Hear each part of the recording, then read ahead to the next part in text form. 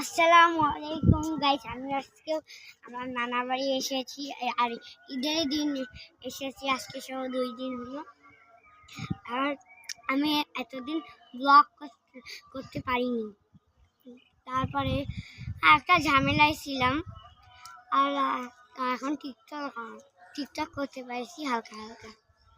তারপরে আজকে দেখেন আগে যে ইয়ারগুলা হ্যাটগুলা কি সুন্দর।